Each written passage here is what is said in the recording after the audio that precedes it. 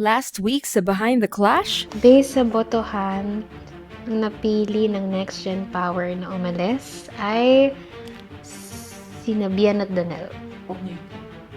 Kaya talagang just expect the unexpected talaga dito sa Hello, The Clash, guys. mas lalo na sa next round. Hello guys, Uy! Uy, Bakit may dayo?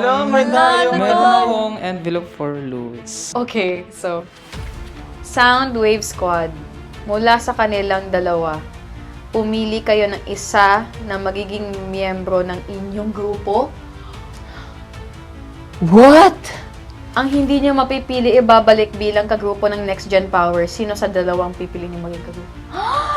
Teka lang, oh my gosh! Teka lang, Sabi na nga ba? hindi nyo alam. So, ang napili ng Soundwave Squad ay si Kuya Bian.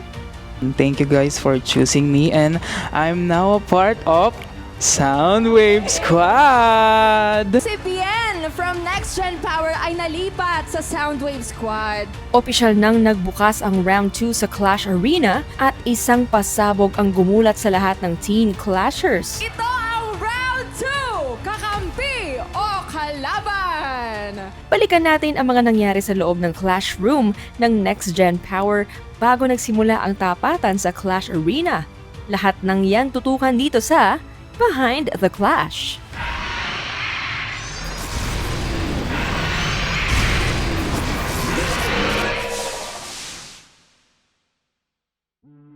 Sa naganap na botohan sa grupo ng Next Gen Power, paano nga ba nila hinarap ang mabigat na assignment?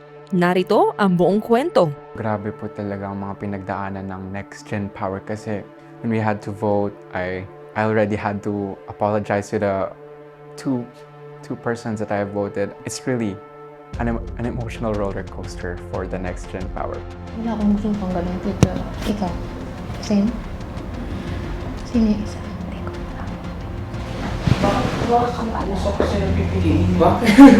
alam. Hindi. Tinatanong namin kasi, I don't know, wala kami mapili. Ako din, wala. Di ba sabi doon, mag-isip tayo kung ano magiging discount? Napili ko po ay si Kuya Bian at si Martin. Kuya Bian and Martin, if you're watching this, please do remember that all of us, the Next Gen Power, didn't expect or didn't want any of this to happen. I really don't know what to say anymore, but ang napili ko po ay si Kuya Bian and si Martin po. Pwede akong CR.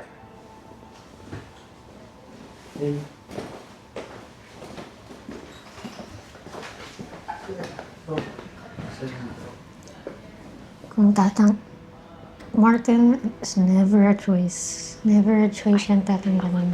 Kung tanggal ka, kakalabanin mo yung... May chance na kalabanin natin sa Martin. Hindi Yung pinakaunang... gusto kong tanggalin si Bian dahil hindi siya magaling. More of like kasi He's scared. I'd rather go against Bian than Martin. I'd rather go against the man than Martin. When I was like... yung pinakaunang naisip ko kanina, tanggalin yun na lahat, di na matatanggal talaga si Martin. Di matatanggal yan. Nobody would want that. Ayoko na. Kasi I know how sure tatanggalin na ko si Martin. Yan. Kasi scared siya. Takot siya. Hindi, kasi ano eh, sa pink. Mukhang may alyansang nabuo kina Kay at Beza. Ano kaya ang kanilang napagkasunduan? Sa CR din ako. Feeling ko hindi ganito sa pink. Sama ko. Kasi yung pink, they wouldn't react like this. Bakit naman ganito, The Clash? Masyado naman kayong Basta trip ng The Clash. Napakahirap naman ito. Martin?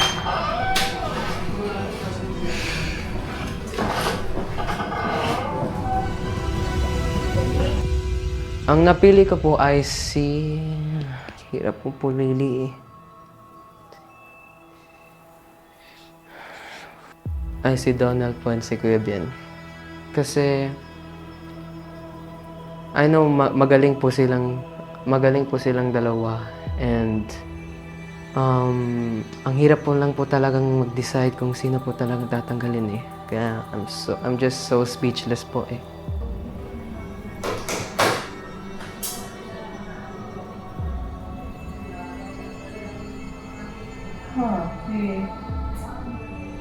Mukhang matindi talaga ang pressure na naganap na botohan para kay Bien.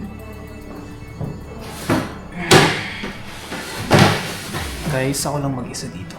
So,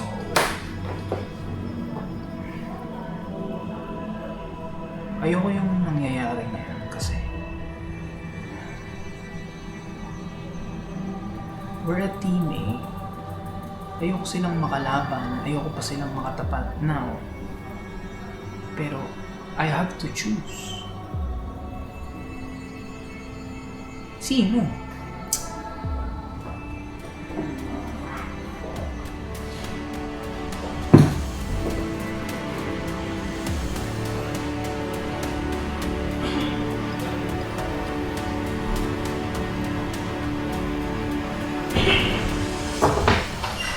Bien?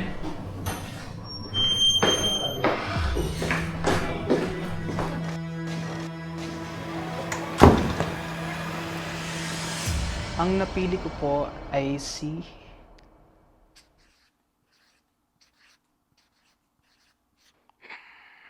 Donel at si Ate Kay po. And ba't ko po sila napili? Wala po talaga akong idea bakit ko sila pinili, but ay sorry po. Bien and Donald po. Super sakit po sa akin na kailangan ko po pumili na may matatanggal kasi ayoko po talagang may matanggal po sa amin. Pero sila po yung napili ko kasi at the end of the day po, kalaban ko pa rin po silang lahat. And this is just my own strategic way po. Ang napili ko po ay sina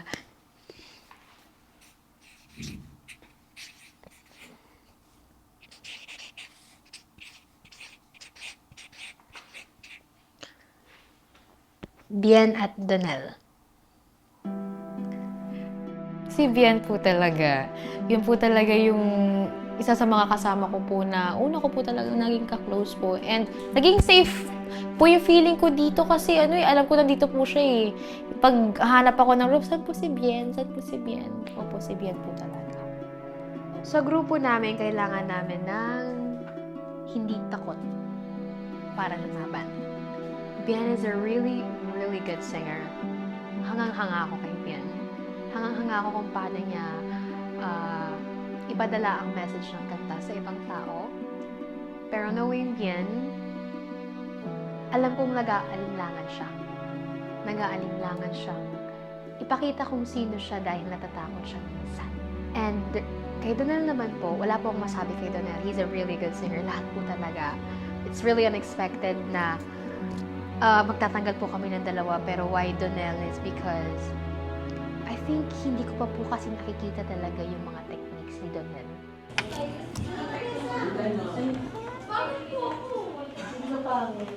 Walang ginawa ang Diyos sa pangit. Next Gen Power.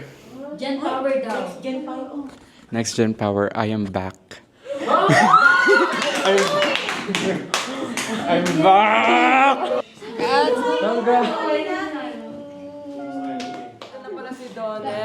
I am back from the Next Gen Power. Kasi ang pinaka-emotional kasing nangyari is we needed to vote 2 people. 2 members, tatanggalin daw po sa Next Gen Power. Tapos, ang sakit po talaga sa With ganda. no context pa. Ayun! No context at all.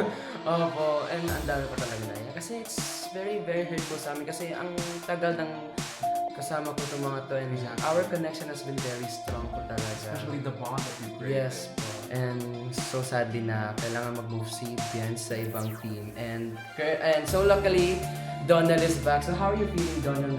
But before all that, you know the feeling na parang we're going to lose the Next Gen Power, the completeness, the vibrance of the Next Gen Power, parang lahat ng yun mawawala dahil lang mawawala ang dalawang members. And now, I have returned from the Next Gen Power after all the emotional roller coasters and stuff, the crazy stuff that has happened. And of course, it's a lot of dramas has happened this past 2 weeks, and you know, we're just very excited to what's gonna happen and nervous at the same time. Pero lalaban talaga tayo, guys. The Next Gen Power got it. Yeah, you gotta put your game face on. Yes. You know, me and Martin. Yeah.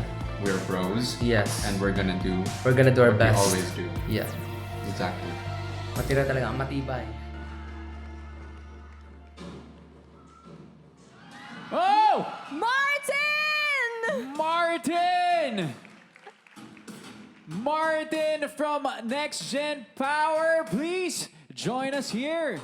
Ang clasher po na pipiliin ko ay si Donald po. Donald! Donald, please join us here! Donald, sa palagay mo ba, anong tingin sa'yo ni Martin? Kakampi o kalaban?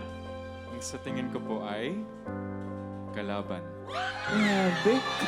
Martin, si Donald ang pinili mo. Ngayong gabi, siya ay ang iyong kalaban.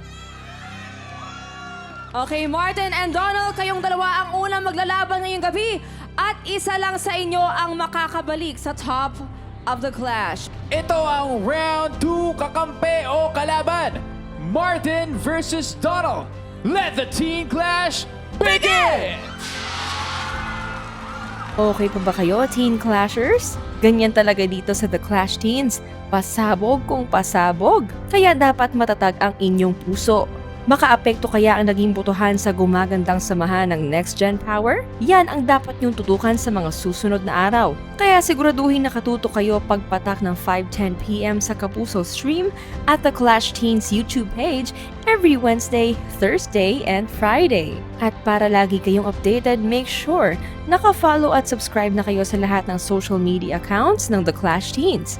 This is your Clash Master, Julian San Jose, and this is Behind the Clash.